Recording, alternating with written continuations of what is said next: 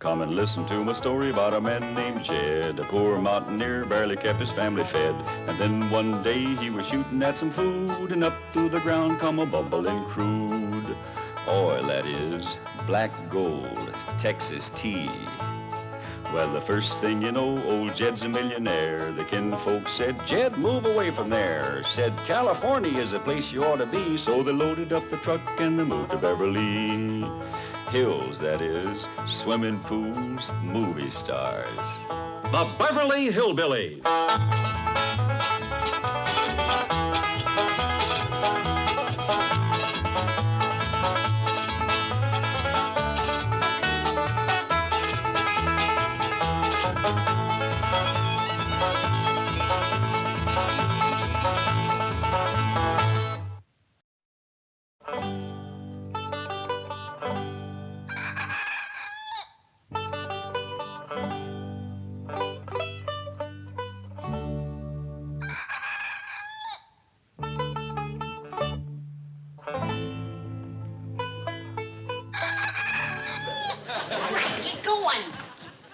It ain't even daybreak yet. Earl, did you have to crow this early? You did fine, Earl.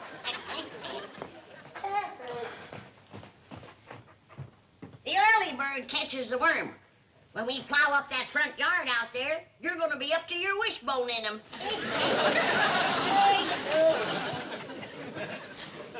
You'll start plowing the first light of daybreak.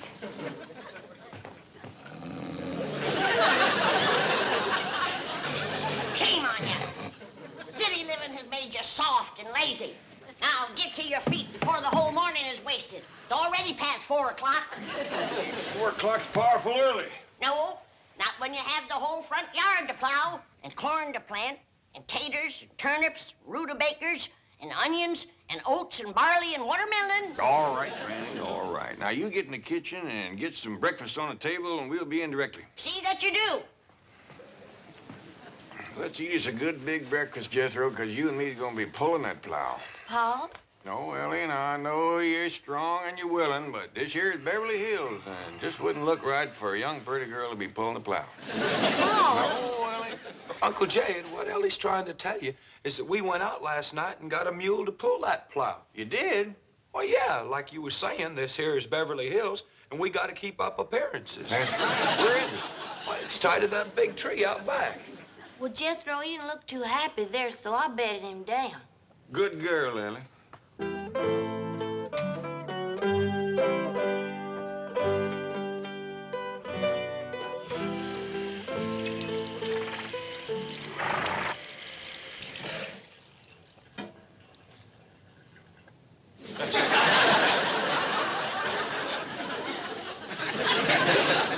didn't see no mule laying on the floor. Couldn't have seen a mule laying on the floor. There ain't no mule to see.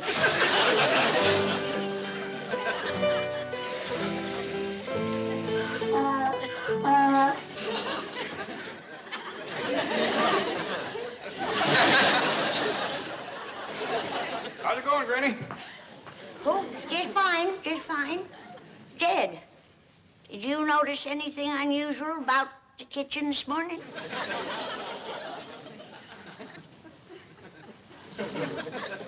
Nope. Unless you mean that mule sleeping on the floor over there. Oh, praise be, Jed. I thought I was having visions. Who brought him in here? You know as well as I do who's always bringing outdoor critters indoors. Well, see if you can get him back outdoors again. I don't cotton to mules laying around my kitchen. Tain't neat. I'll take care of him. Now then, young feller, if you'll just come along with me quietly. Don't rile him, Jed. I got kicked by a mule once. I want to tell you, it's smart. Granny, can I help you? You can help your pa get that mule out of here. You sure can. You won't move for me. Well, y'all just stay here and I'll talk to Nelson. Nelson? Come on, Nelson. If she could just talk to folks the way she talks to critters, we'd have us a politician in the family. Well, get that mule bed out of here and wash up for breakfast, all of you.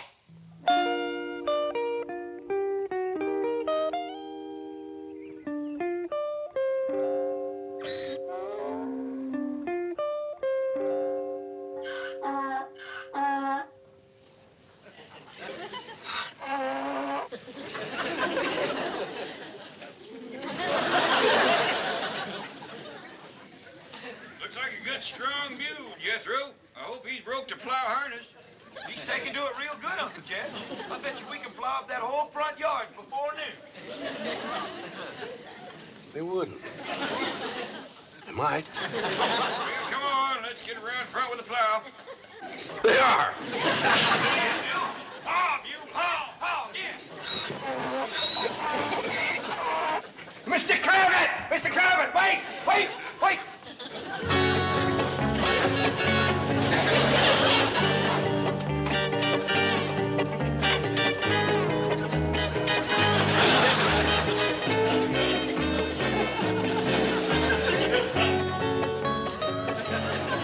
Oh, and Jethro's bringing the plow. Want me to stick the rest of these in the ground for you? Yes, Ellie.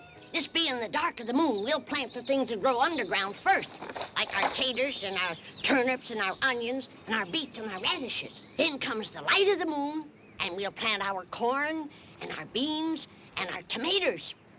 Gee, Granny, you know more about farming than anybody. Look yonder. The sun's full up and we ain't plowed one furrow. What will folks think of us around here? I reckon folks ain't out of bed yet. Folks around here sleep a mite later than they did back home. I reckon so, Ellie. You know what I miss most, Ellie? What, Granny? Well, back home when we'd commenced a plowing and a planting and a harvesting and a barn raising, or any kind of a big job, the neighbors would all come by to see if they can help you. Folks don't do that out here in Beverly Hills. They don't seem willing to help you like the folks back home. One is, Granny. Look who's a-coming on the run. My thing is, I spoke too fast. He ain't only willing, he's anxious.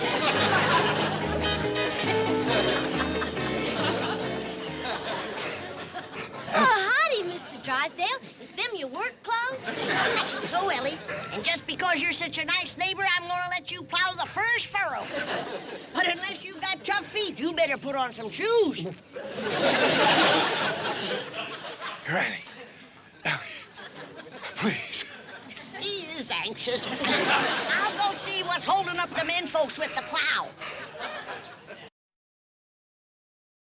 It ain't no use, Uncle Jed. This here mule's done made up his mind. He gonna sit for a spell. Yeah, knowing mules like I do, we might as well set for a spell, too.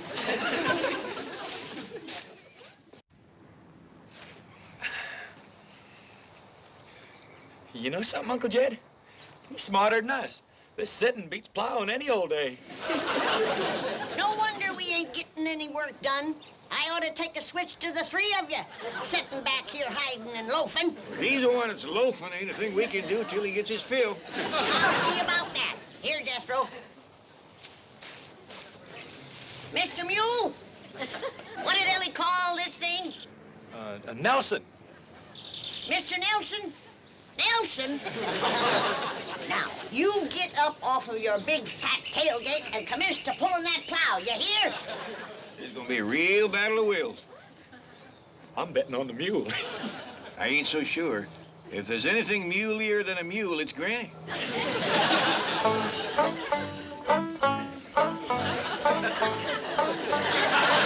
Granny? Granny? Ellie Mae, you busted the spell. Another minute and I'd have had that fella buffaloed. What's the trouble, Ellie? Mr. Drysdale said if we go to plowing up that front yard, a whole neighborhood will come storming over. Well, that's dandy. We got enough work for all of them. Well, I think you better have a talk to him, Granny. He sure is stirred up. All right, but you get that mule on his feet. Nelson balking again, is he? That's a fact.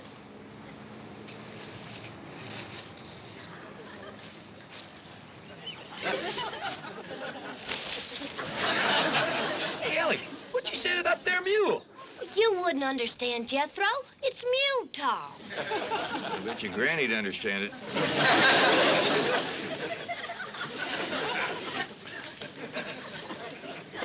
Hold on there. What the hell are you doing? Granny, you can't grow things like turnips and onions here in front of the house.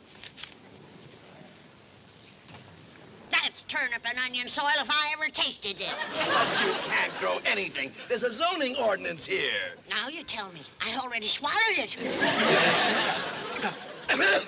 Bless Bless you. Thank you. Granny, you don't Bless you again. You better get some shoes on your feet. Hi, Mr. Drysdale. Hey, Ellie got the mule up, Granny, and Uncle Jed will be here with the plow directly. Bless you. Oh, I've got to get home and get some clothes on or I'll catch pneumonia. Promise me you won't do anything until I get back. I've waited as long as I'm gonna wait. Jethro, you take him in the house and put some shoes on him and some dry clothes. Okay, Granny. Come on, Mr. Drysdale. No! Hey, you better never say no to Granny unless your hide wants tanning.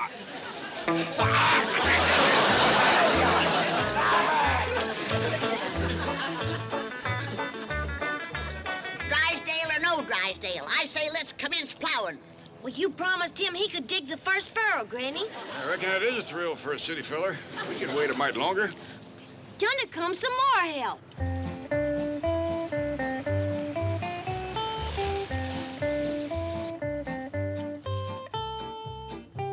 What in the name of Secretary Freeman are you doing? We're fixing to plow and plant. What does it look like we're doing? That's what it looks like you're doing. Oh, thank goodness I got here in time.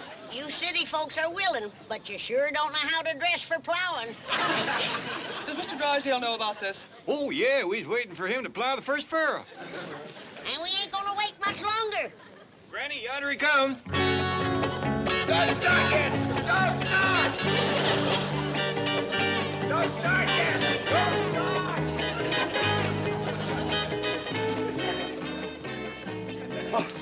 It is Mr. Drysdale. I reckon he ain't done much plowing or he wouldn't be so all-fired anxious. Miss Hathaway, am I glad to see you? The Chiefy, you can't plow up this front lawn. There's a zoning ordinance here. We figure a little fertilizer will take care of that. Have you taken leave of Oh, your... shut up! I have no intention of plowing up this lawn, nor have a line the clappers to do it. What did you say? Now, Granny, Mr. Clampett, let's all go into the kitchen, sit down, have a nice cup of coffee, and talk things over, eh? That's a city farmer for you. He ain't turned one spoonful of dirt, and already he's tired. Mr. Clampett, as your friend and neighbor, I beg you, I implore you, let me explain the whole thing. Well, while you two are jawing, I'll be plowing. Ellie Mae, pull up them markers. I'm going to start to work. Giddy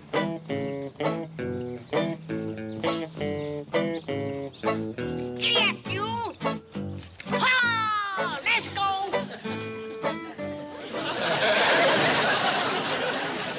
Here he goes again. Ellie Mae, get that Beverly Hills jackass on his feet.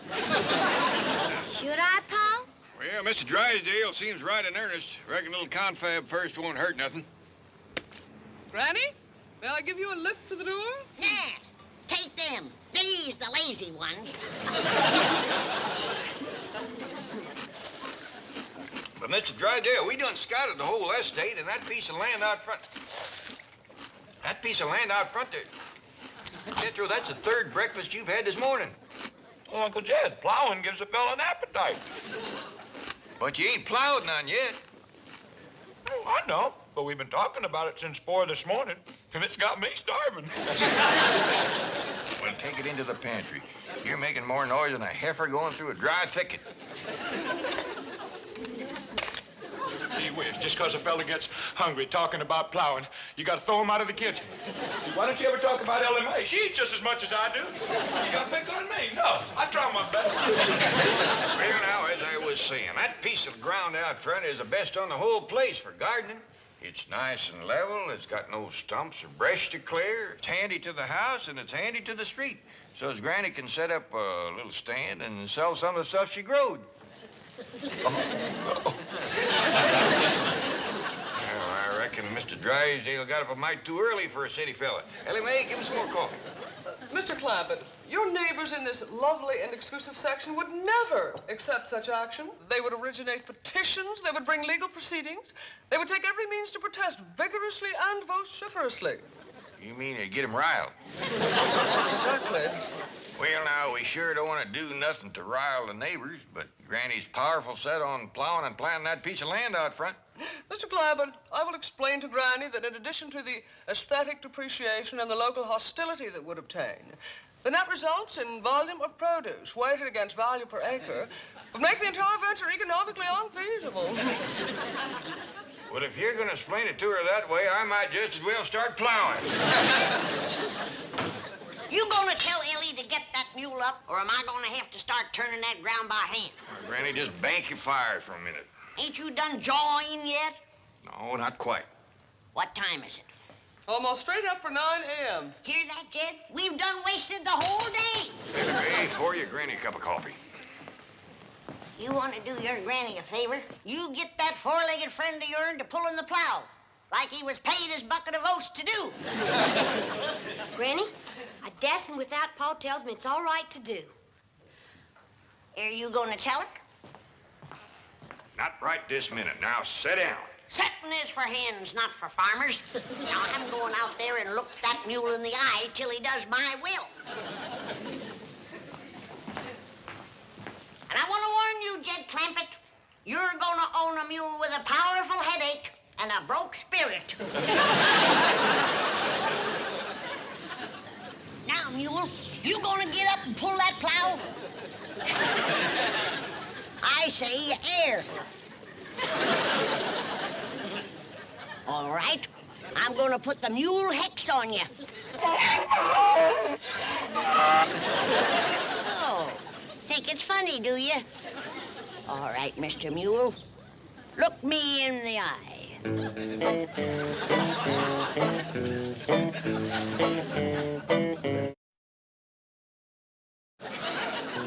I hope your field trip idea works. That little woman out there is harder to convince than a bank examiner. Don't worry, Chief. I shall carry the message to Garcia, or in this case, to Granny. Well, I'll change clothes and get down to the bank. Lots of luck. Now then, shall we put Granny in the front seat with me? Well, I kind of favor the back seat twixt Jethro and me. I figure maybe we got the best chance of holding her in the car. Yeah, because Granny ain't gonna take this sitting still. That's a fact. Well, I got her hat and a reticule. Granny won't go no place without she totes a reticule. How far is it to the place we's going, Miss Jane? Oh, it's about an hour's drive from here. That's gonna take considerable holding. It sure is, because right out there is two of the stubbornest critters that ever faced off.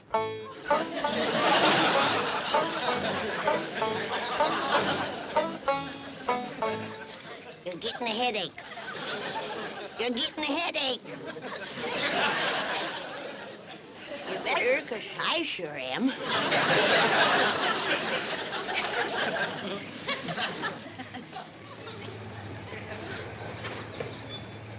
Come on, Granny, we's all going for a ride. Well, if that don't take the roof off in the barn, loafing isn't bad enough. Now it's joyriding on plowing day. It ain't exactly joyriding, Granny. We got something to show you. Indeed we have, Granny. This will be a ride you'll never forget. That's for sure, because there ain't going to be no ride to remember. The pleasure is considerable if you come, Granny. Miss Jean's going to show us all about gardening and crop raising. That'll be the day when a city woman can show me. Jethro, I reckon in order to save time and palaver, you'd best fetch Granny along. Granny, you know I got to do whatever Uncle Jed says. Come on, Granny. Now, you have yourself a good time till we get home. There's lots of food and water, and you can go for a swim in the cement pond if you want to.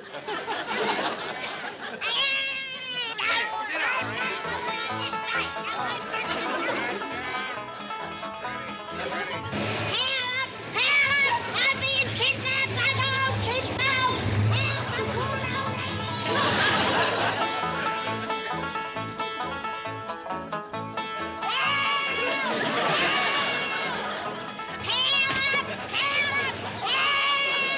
Granny, quieten down. Not me if I'm going fighting! Quieten down. Look out yonder, Granny. Ain't that something? Now do you see why we brought you here? Sure I do. You want to drown me in one of them ditches.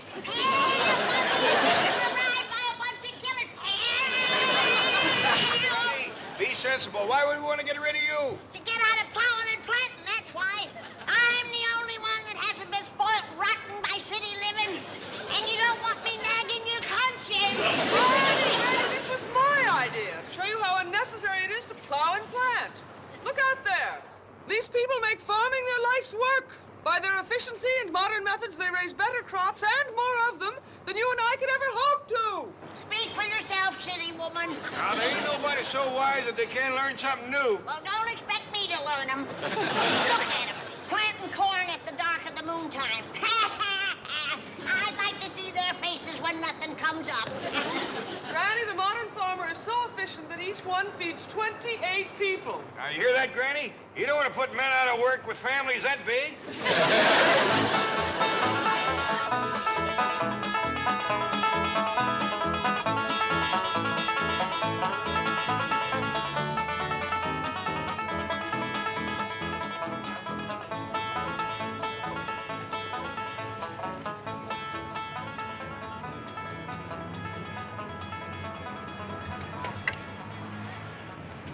How come we stopping here, Miss Jane?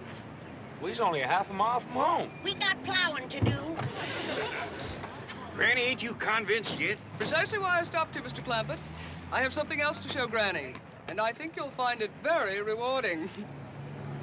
What's that mean? Look it, mate. You're gonna get a reward. In that case, get out of my way.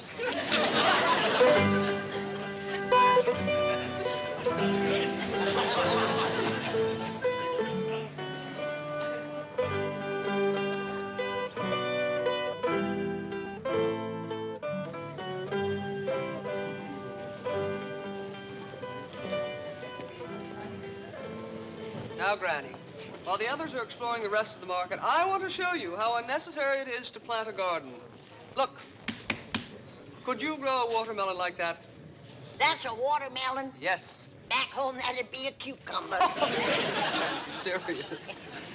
But I must admit, that's the biggest cocklebur I ever did see. Granny. I'd sure hate to comb a mess of them out of a mule's tail. Granny, this is a pineapple all the way from Hawaii. In fact, there are fruits and vegetables here from all over the world. Come on. Ah. You know what this is? It looks like a hairy hickory nut. It's looking back at me. This is a coconut from the Philippine Islands. And over here are bananas from Central America, and here are nuts from South America. Well, that's one thing they don't have to bring to California. Nuts. Granny, you just won't take me seriously, will you? Well, everything's so mixed up out here. It's got me discombobulated. Now, everybody knows that you plant turnips on July the 25th. But out here, you can't tell the difference twixt July and October. Well, why bother to plant them all when the best in the world are here at your fingertips? Look at these turnips. Well, now you got me beat. I once growed a double turnip, but I never pulled 4 out of one hole.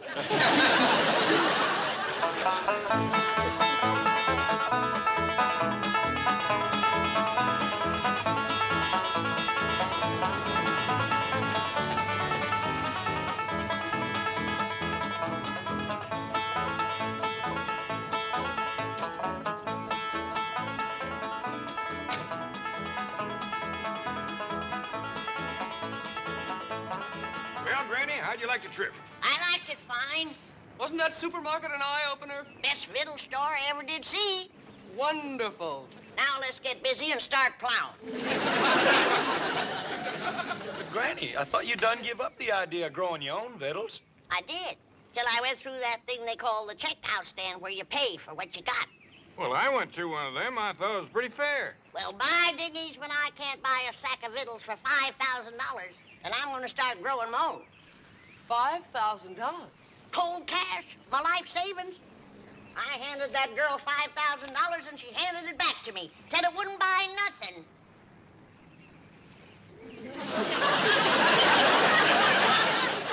Well, no wonder, Granny. It's Confederate. So am I.